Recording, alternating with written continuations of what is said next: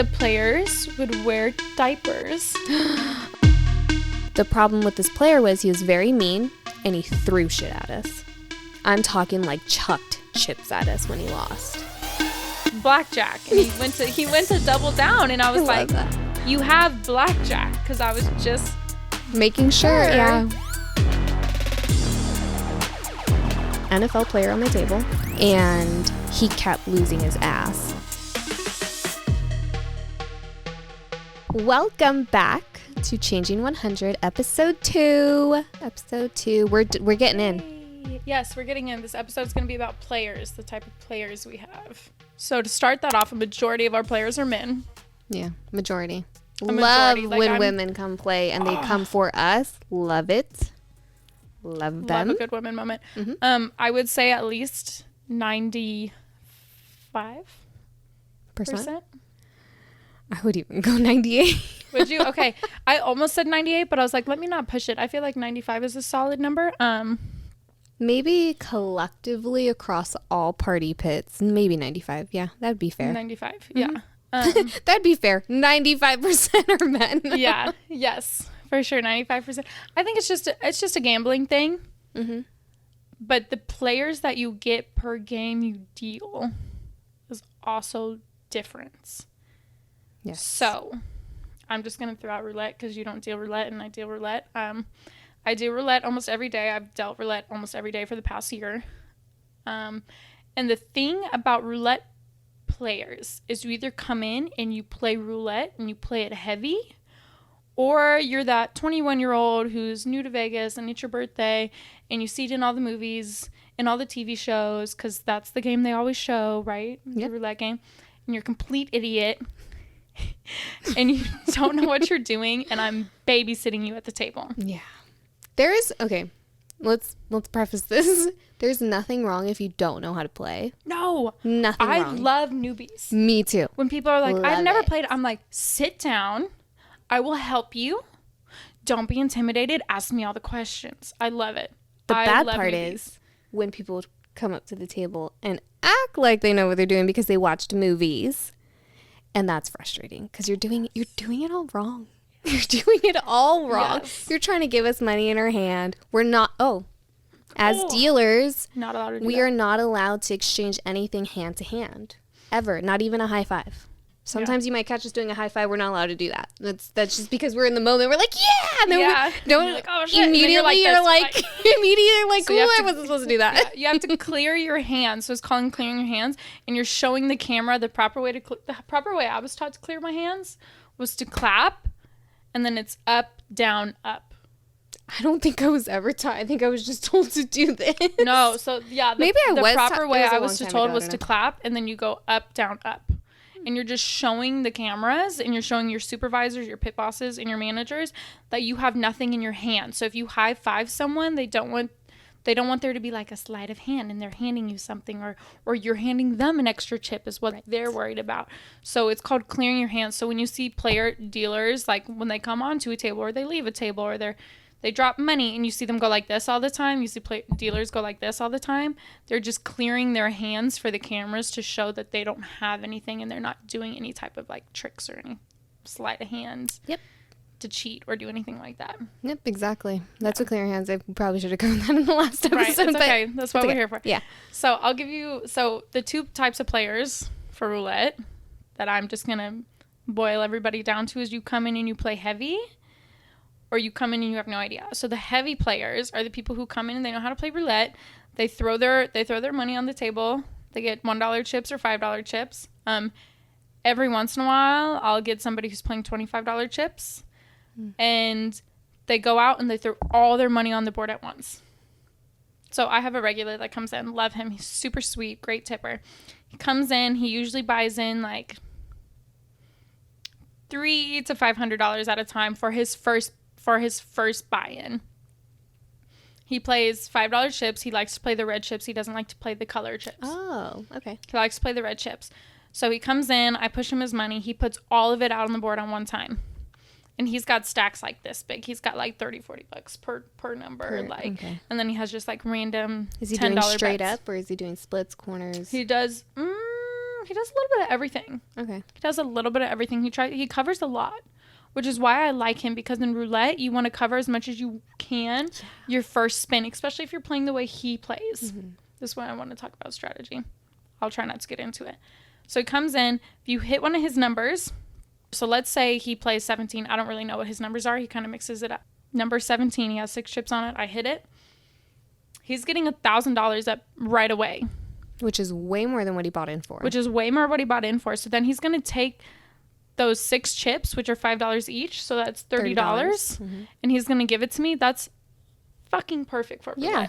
Tip me what you play. Right. So if I hit your number, you flick me that chip. If you're playing $1 chips and you have 1 chip on 6 and I hit number 6, you flick me that $1 chip. That's fucking perfect. I love that. Like, because every spin, this is where I'm worried about my job. I'm going to try and help you.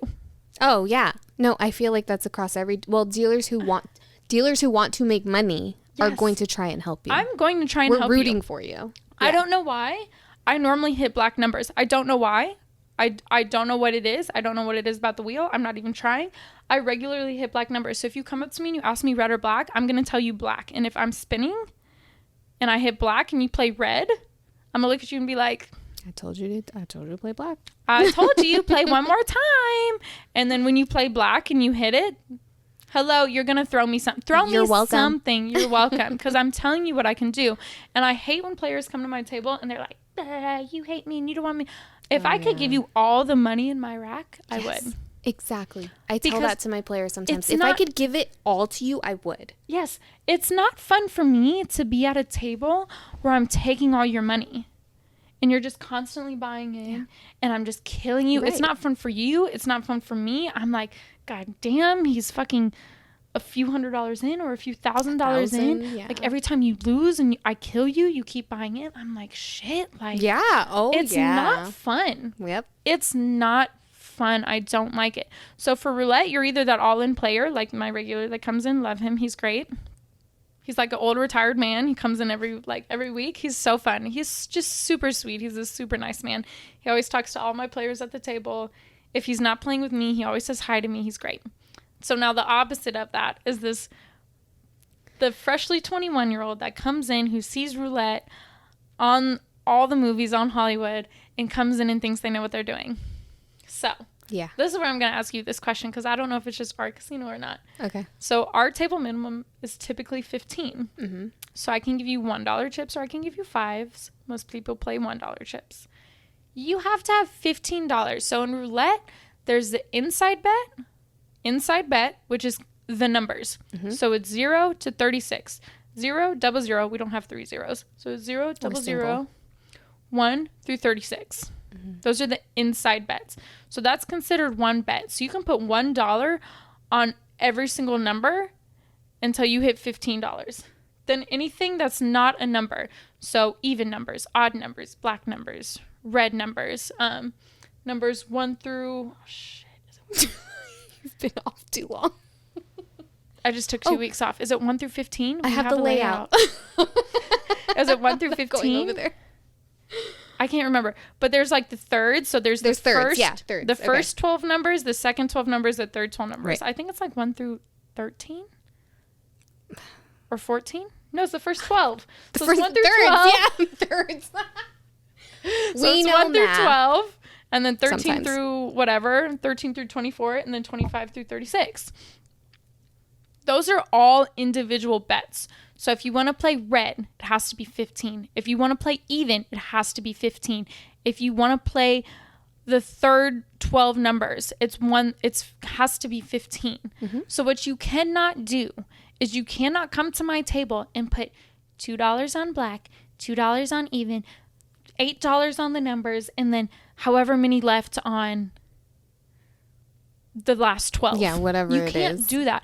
They're all separate bets. So here's what I hate. People come to my table. I'm like, okay, it's 15 because I tell everybody up front because I don't want any issues. I know a lot of girls don't. A lot of girls just come and let people play. Right. I'm going to tell you up front, if you come to my table, if you're playing with me, I'm telling you up front what it is because I don't want there to be any disappointment, any surprise. I want you to have a good time. I want to have a good time. I want you to win as much money as you possibly can. Like, I'm going to let you know what it is. So when I'm giving people my spiel, if you're not a regular, and I can tell. You can tell. We can always tell. I can tell you don't play roulette. We can spot you when you walk in the door. Yes. I can tell you don't play roulette. I'm going to let you know, hey, just so you know, or if you ask me, just so you know, the minimum is 15. So you can spread 15 out inside over all of the numbers. Each box that's not a number is a separate bet. You know what men always do? What do they do? I don't know. As soon as I'm like 30 seconds into giving my like, so this is 15, this would have to be 15 because it's okay, yeah, I got it. You know what they always do after that? They put 5, 5, and 5. I'm not surprised. I had to tell of maybe a week ago, there's Spanish speakers on the table, and I was the closest Spanish speaker, and they're like, you got to tell them how to play because they keep doing that. They keep doing a total of 15 across the whole table. So I had to tell them exactly what you said. Mm-hmm. And they kept asking me, what did they ask me? Like, is that the rule? Like, if that's the rule, it has to be 15 on the numbers or on the outside. And I was like, yeah. I said it like 4 times. I was like, yes, 15 on the numbers or 15 on the outside total. Or, I explained it further, mm-hmm. but the gist of what you said. And it was very interesting how they almost were arguing with me. Like, yes. Are you sure? Yes. Like, yeah, I'm like, no, sure. I just work here 40 hours a week. That's fine. Sure. You know what I love about roulette, though, is a lot of our roulette dealers at our casino specifically speak Spanish. Oh, yeah. So if you think you're going to play me and pretend like you don't speak English, I'm like, come explain this game to them. Yeah. Because if you think you're going to come over on me, I'm stopping the game immediately. I'm pulling the ball out of the wheel. I'm putting it down. I'm saying, will you come explain this game to them? Because I'm not doing it with you. And it's just not Spanish. We have Chinese, Vietnamese, everybody. Filipinos. We have everyone. Yes. In a casino. Yes. You walk into a casino and there is a variety of people. Yeah. So, yeah. You come to me speaking Chinese. We have a floor that speaks Chinese. You let me know. You speaking Tagalog? Tagalog. Yeah. Tagalog. Tagalog? We have like 5 dealers that speak Tagalog. You let me know. Like, yeah. Speak Australian? I'll give you my best accent. Here we go. But that's what I hate. So men are always like, yeah, I got it. Then they put 5, 5, and 5. And I'm like, so this has to be 15. This has to be 15. Then you have to have 15. And they're like, oh, okay. And then they'll take like 3 chips and they'll put them out. And I'm like, 15, baby, 15. Oh, I think when I'm watching roulette, if I'm on a dead game and roulette's right next to me and I watch and I watch the people count all their chips one at a time, I just want to, especially if they have a lot of chips in front of them, if they've been winning, I just want to be like, just stack them in 15s so you're ready for the next one. So I will do that for them. Oh, you put them in 15? Yes. Fun fact of the day, stacks of chips come in 20s.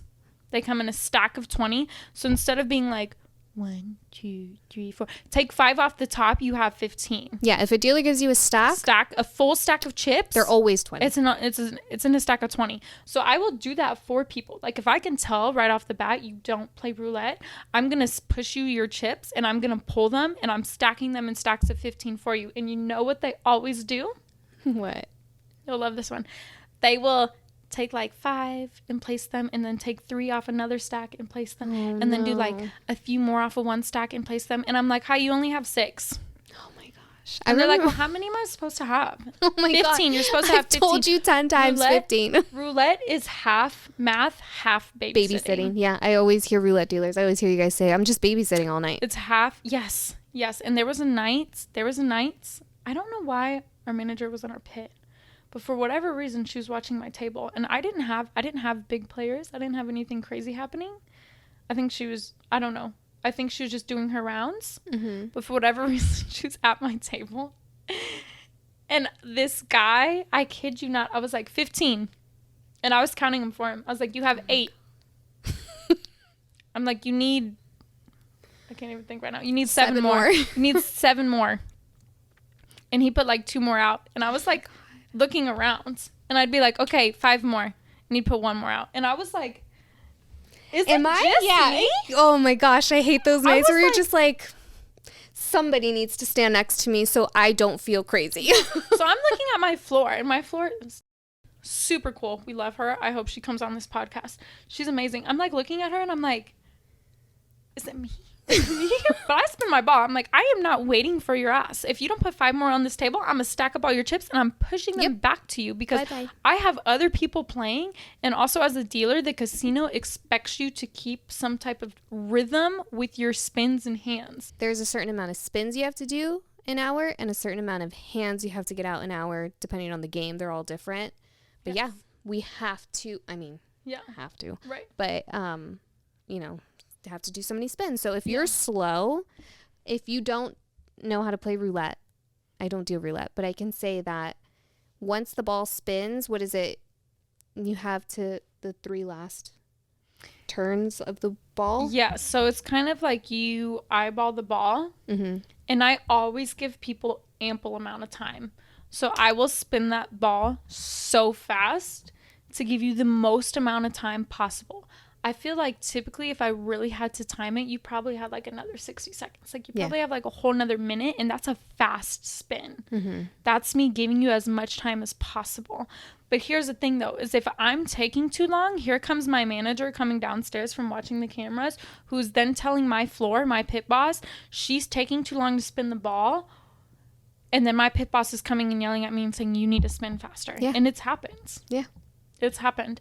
So then I'm like, well, here I am trying to help you play the game correctly, and now I'm getting yelled at. So I'm spinning my ball because here's my perspective of it. You come up, you say, oh, I've never played roulette before. I'm like, oh my God, cool, sit down.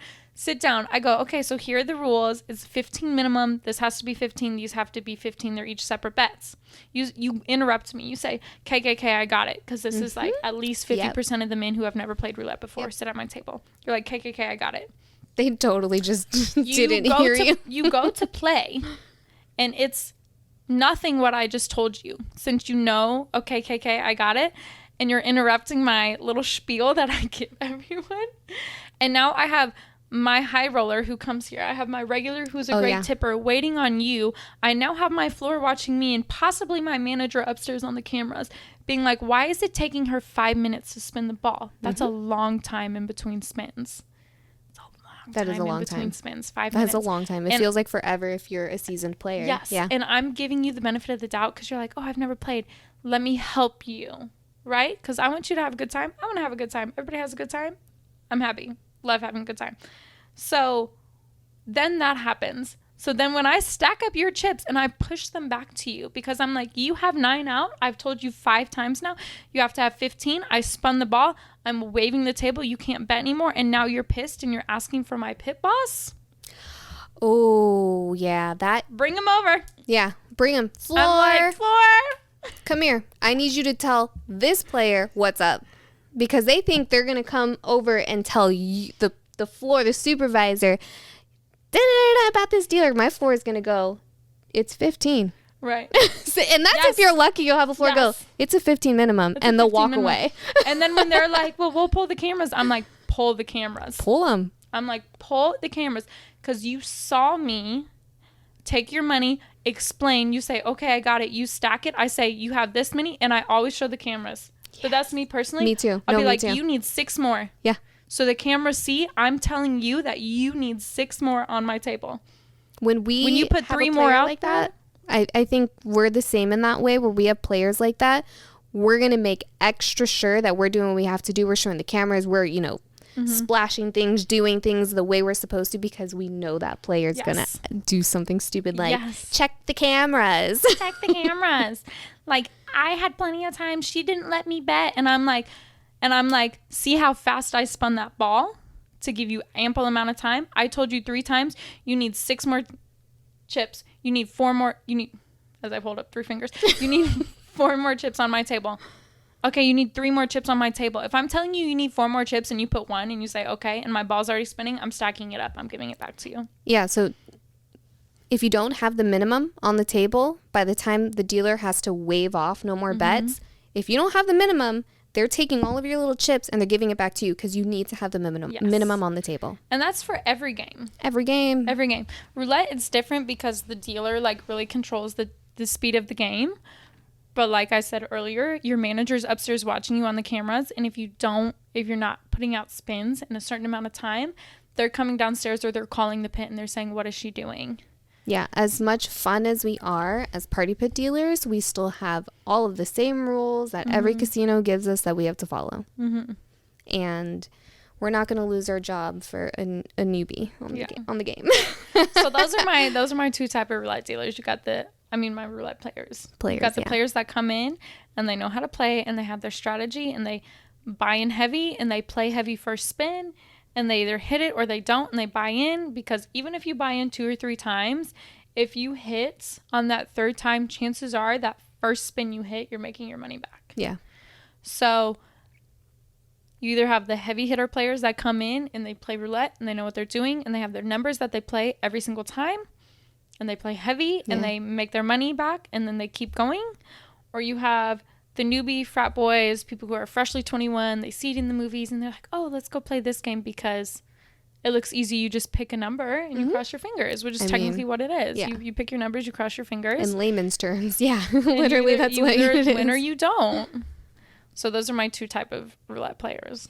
Yeah, for people who are players listening to this or ever want to go gamble one day, listen to your dealers. Your dealers are always on your side. Yes. Dealers are on the player side. Yes. That money in that rack is not our money.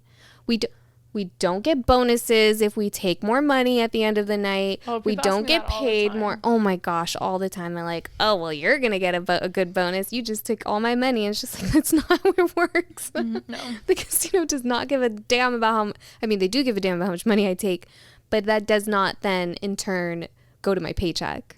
Right. Never. The dealers are on your side. You know why? Because the more you win, hopefully the more you tip us. That's why we're on your side. Yes. Every single time. But yeah, so I watch roulette. I don't deal roulette. I watch it, and sometimes I can't watch it because I get so frustrated.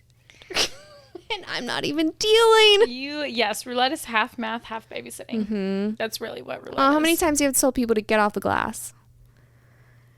Please, don't go on the glass. Don't lean on the glass. So there's the roulette wheel, and the wheel is covered by glass on the outside, so people can't touch the wheel. Everybody, every single day, comes in, holds their cup over the glass, over the wheel. Over the wheel. Over the wheel. Don't, I feel like, I'm going to say this. So my dad went to private Christian school, and he always said when a nun walks into your classroom, you sit up straight, you uncross your feet, you put your hands in your lap. Do that when you're at a casino. Sit up straight, put your hands in your lap, be on your P's and Q's, because that's really how casinos are. Okay, this is a good point to bring up. I think a lot of people come into a casino and expect it to be ran like a lot of other businesses.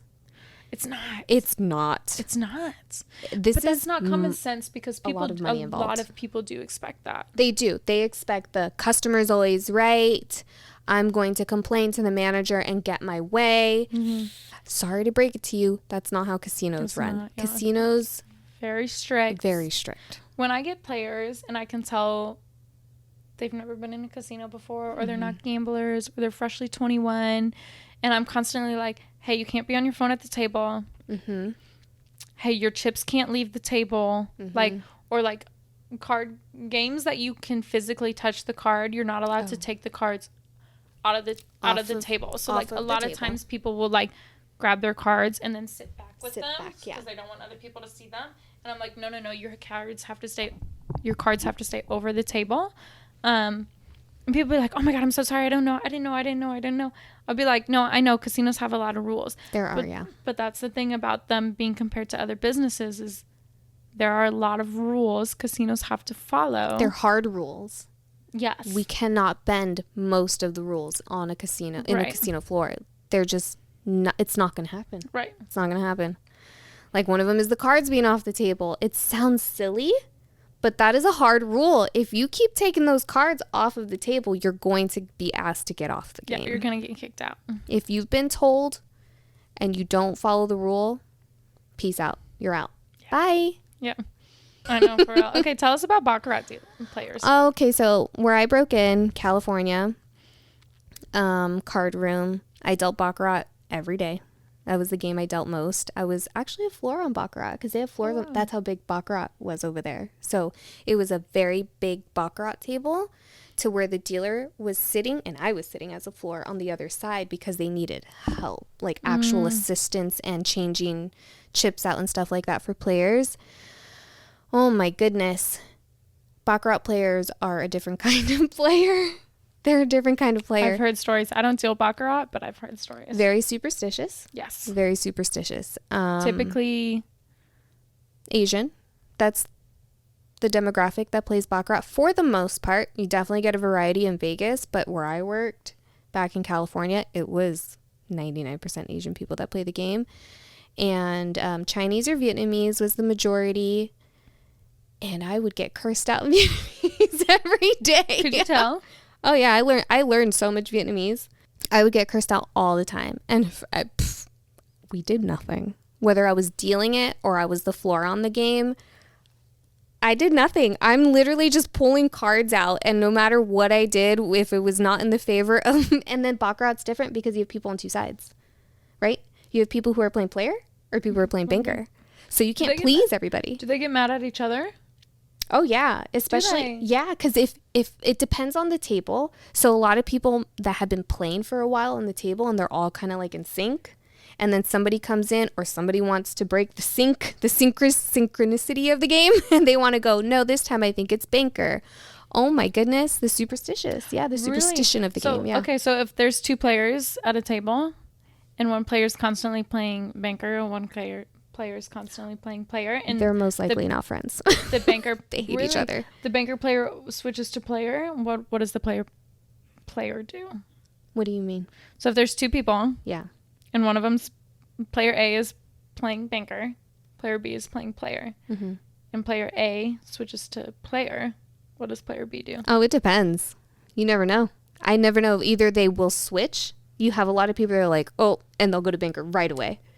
They're paying attention like, well, I guess I'm changing my bet. Sometimes they'll be like, okay, I guess player's going to hit this time. Or most of the time people grab their chips angrily and just walk away. Yeah. Wild. Oh my gosh, yeah. Baccarat players can get very, very mean very fast. And it's very interesting. And I think it is because of the dynamic of that game. You have two sides. Not everybody. On Blackjack, everyone's on the same side. Yeah. Everyone is, hoping the dealer bust. Mm-hmm. I guess on roulette, it could kind of be like Baccarat because everyone's doing it. But then again, that's such a high chance of different variety of things when on Baccarat, it's one or the other. Okay. So, yeah. That's why when I came and I was like, Party Pit doesn't deal Baccarat? Beautiful. Never dealing Baccarat again. I've heard that about Baccarat, and I know there's big Baccarat tournaments.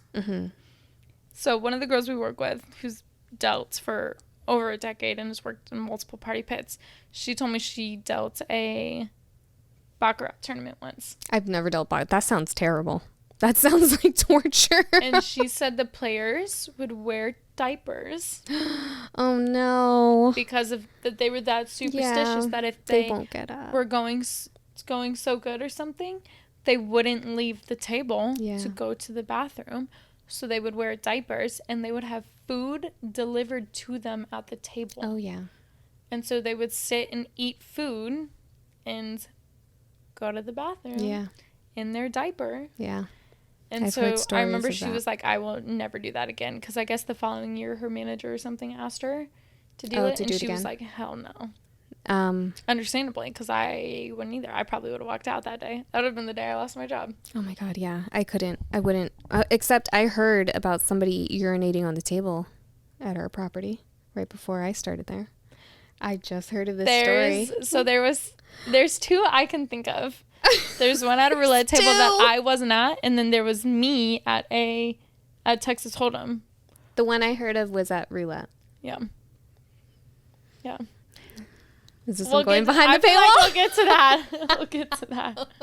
I think I had back in the card room one memorable high limit player where they closed the table, and I got there and I was nervous. I was intimidated because we didn't have high limit at that card room. It wasn't a high limit place. It's not a Vegas casino. Mm-hmm. It was a card room. Okay. Majority of our players were locals. Okay. So I remember this guy came in and he was playing Baccarat and I was so nervous. But what I heard was every time he wins, he throws a black chip. So I was like, all right, here we go. Let's hope the cards go in my favor. Which is $100 chip. $100 chip, yeah, that he's throwing. Every time he wins, he gives you $100. And it was keep your own there. Oh. We split. If we were on the big table, on the big spread, we were splitting with the floor, or, you know, dealer floor, we were splitting it in half. If you were on your own, it was keep your own. So even at a keep your own card room, if I was splitting it with the floor on the big game, totally fine. Still $50, right? Yeah. A hand if you're winning, right? Which is a lot of money. That can be a lot of money very quickly. The problem with this player was he was very mean and he threw shit at us. I'm talking like chucked chips at us when he lost. Like, I remember when he threw chips at me and I was just like, what do I do? Because my immediate reaction was to throw it back. You know, the what is it called? The I would have fight, stacked it up. flight, I would have or freeze. My tips. Yeah. I'm a fight person. I'm a fight person too. My reaction response is fight. I would have stacked that shit up and I would have like tapped it on my table as a tip. I've done that to players before. No. And they're like, that's not for you. I wanted to get that breakdown. I'm like, well then how about you not throw it at me? Because if I'm only taking money you throw at me as a tip. Mm-hmm. And if you're not tipping it to me, don't throw it at me. Not with a high limit player. You can't do that.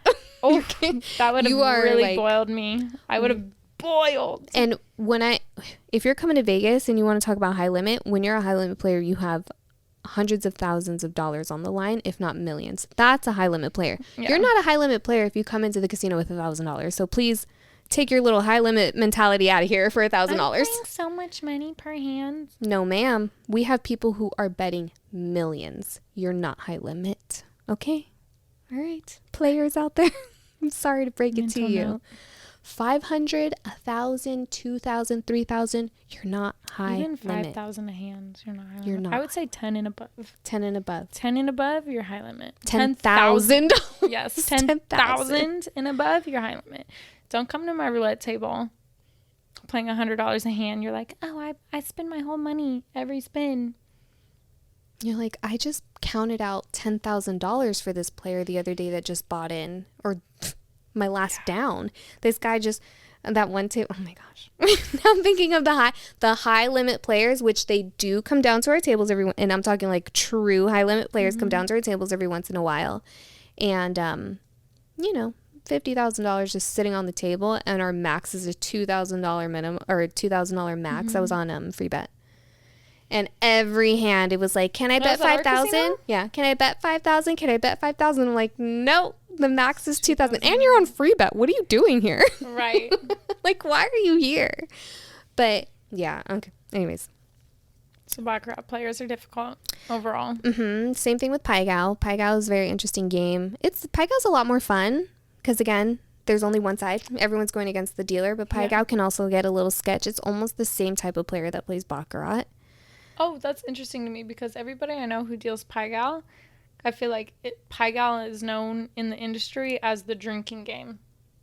Yeah. Because a lot of times you push the dealer. It's a lot of pushing. Or you tie the dealer so you don't win, you don't lose. So they call it a drinking game because you drink for free when you gamble in Vegas. Mm-hmm. So they'll bring you free drinks. So it's a lot of people who buy in for $100 and they'll sit there for 6 hours and get drunk. And then they'll walk out with $100 because it's a pushing game. It is because on Pai Gow you get, what is it, 7 cards, and you make 2 hands out of it. Mm-hmm. You have a top hand, you have 2 card hand at the top, and then you have your 5 card hand at the bottom, and you have to beat both, right, to win. Or if you don't beat both, you lose. Or if you beat one and you don't beat the other hand, it's a push. Most of the time it's a push. It pushes, so you tie. So my mentality of Pai Gow is a little bit different because in the card room, this is going to sound so crazy, you can bank as a player. So you can cover all the bets on the table. You're the banker. I've heard about that in other states. I've had players in Vegas tell me about banking. Yes. It is a very interesting concept. So yeah, imagine now your player in seat 1 is the banker. So they're bankrolling the whole thing. The whole time. So it's like your rack that the dealer has is no longer in play. One player buys Oh, this is how it was explained to me. Mm-hmm. Go ahead. One player, so the player who's in seat 1 buys the rack. Mm-hmm. So if there's like $45,000 in the rack, the player in seat 1 buys the rack, and then they're bankrolling everybody, so they could lose money, but they also could win money, and then that player walks away with that money. Right. So whatever's left in the rack. At the card room, it wasn't the whole rack. It was covering the rack. I mean, the bets on the table, plus I think the bonuses you had to cover. That was it, because we didn't have progressives. So if it was $1,000 on the table, they only had to put up $1,000 as the banker. So where would that money go? In your rack? No, to them. They actually, you know, the racks that we count for at the end of the night for tokes, those racks, the little plastic racks. I have one. I'm gonna grab it. If you're watching this on video, you get to have the visual. I'm holding a rack. This is a rack that a player would have at the table. So it's like a clear plastic rack, and it has 5 rows in it, and each row holds 20 chips. So if I'm in seat 1 and I want to bank this game and I see there's $1,000 in play, I only need to have $1,000 in this rack. And then it just sits in front of me. And then when the dealer does the hand, we'll take this rack and pay out or pick up and put it back in the rack. And then it slides back to this player. And you can only bank, I think, 1 round, and then it has to get passed around, and if nobody else wants to bank, it goes back to the casino at least 1 turn before it can come back to you to bank again. So does the casino have to take that round, or do you opt out of that round as a dealer? The casino always has to take a round before. You can't bank back to back to back to back to back. Okay, so if it's just one person, so it has to be the casino, the player, the casino, the player. Mm-hmm. Okay. Or the other player who wants to bank. Right. However it works, another player. So that's why Do you think that's lucrative or no? Oh, I know somebody who makes a living off of doing that. But do you think, like, overall, after dealing that, you think that's lucrative overall? Yes. Somebody literally makes a living. That is what they do. That is what they do. And they make bank doing it. The casino always wins. Remember, the casino works off of the rule of large numbers, right? Is that the rule? The rule of large numbers? Something like that? I don't know. Who knows? Somebody will correct me. The casino always wins. The edge is always for the casino. Yeah. So if you're the bank, you're going to be winning. You're going to win. As long as you bank enough hours and you have enough action on those games, you're going to win. Interesting. I know, That's right? So interesting. I remember one time, I consider myself a dealer that just, I work for the casino. I feel like I kill a lot of people. I take their money a lot. I try not to, obviously, because like what we said before, the more you win, the more I win. Mm-hmm. So one time I had an NFL player on my table and he kept losing his ass. And I was like, do you want to bank? I didn't even know he was an NFL player, by the way. I had no idea that this was one of the most popular players at the time. Obviously, I don't watch sports. And I went, do you want to bank? And he was like, what's that? Taught this man how to bank the game, and he started winning. And later found out, like, oh, you dealt to so-and-so. And I was like, who's that? Oh, he's so-and-so of this NFL team. And I was like, holy cow, I just taught this guy how to bank. Right. So no idea. But yeah, he made money. He made more money banking than playing. Isn't that interesting? Yeah. That is really interesting. So back to Baccarat players and Pai Gow players. I think that's why I feel like Pai Gow players are almost the same as Bach players, because my history with them is they get to bank and they get really crazy on that game. I'm talking like there was a table. I wish there was stuff like that in Vegas that would make my job more interesting, because I've heard about that from my players that have told me stories about, like, oh, in Florida and Oklahoma and the this and the that and blah, blah, blah, that they can do stuff like that. Yeah. And I wish we could do stuff like that, but of course that would be bad for our economy, so we don't. But just to make my job more interesting, I would love that. Yeah, there's this one table in this card room. It was in the corner. It was a Pai Gow table, and it was like a big sit-down table. And that corner was loud. It was just like a little cloud of smoke around it because everyone's smoking, and everyone's just speaking Vietnamese and Chinese, and everyone's just yelling at each other. There's one guy that would just, every time he would lose, I'm going to move the mic, he would go, horse shit. every time. Like, I'd be outside and I could hear him. And that's why I feel, in my memory, with my experience, Pai Gow and Baccarat players, one and the same. Depending, I guess. Interesting.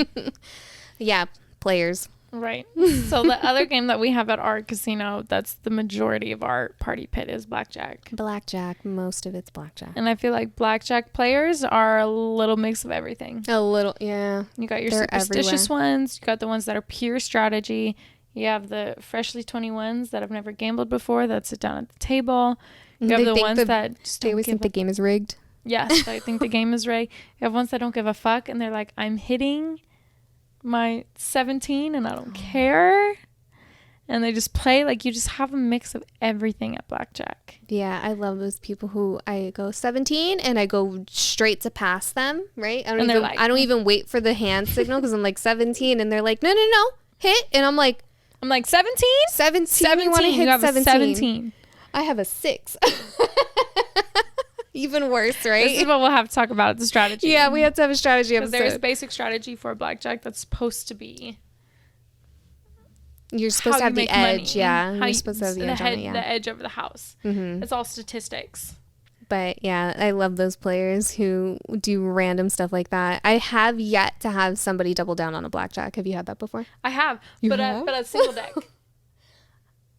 Is that part of strategy for single deck? It's not, but it was part of his strategy. Oh, okay. Whatever works. He did it, I think, 3 times, and he hit Blackjack. He hit 21 every single time. Well, good for him. He was like, and I was like, Blackjack, and he went to double down, and I was like, you have Blackjack, because I was just making sure, yeah. And he was like, yes, this is single deck. I'm doubling down, and every time he did it, he hit 21. we're gonna learn some stuff when we have a strategy episode because that's interesting. It might be a double deck thing or single deck thing. Strategy is supposed to be different for single deck, but then basic strategy is supposed to be the same from 2 decks to 8 decks. And I just can't believe that that's real. I don't know. I think gambling's all just... You know who we need to have on this podcast? A card counter? Yes. And I know one. Oh, you do? Oh, you do anonymous. He's one of our floors. Anonymous. Oh, yeah. Actually, that is a trend. I have noticed that trend. A lot of floors are card counters. Are floors because they've been... What is it called?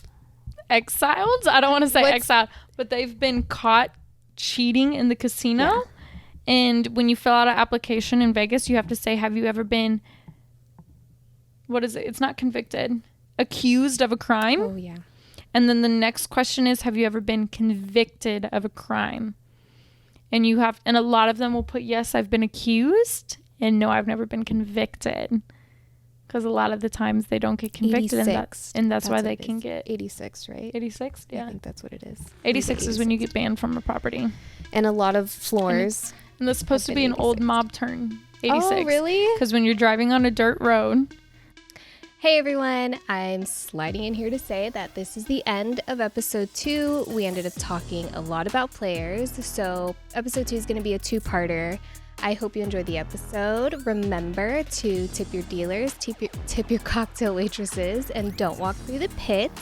And we'll see you in part 2. Bye.